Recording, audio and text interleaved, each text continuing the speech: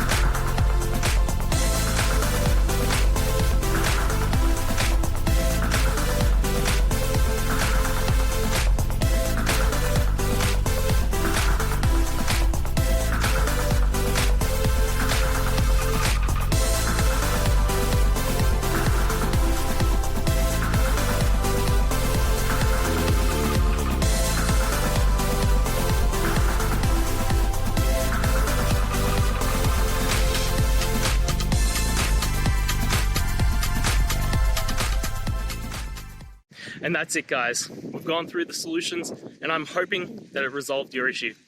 If it did, please hit the subscribe button. I'd really appreciate it. And until next time, I hope you have a good one. Cheers.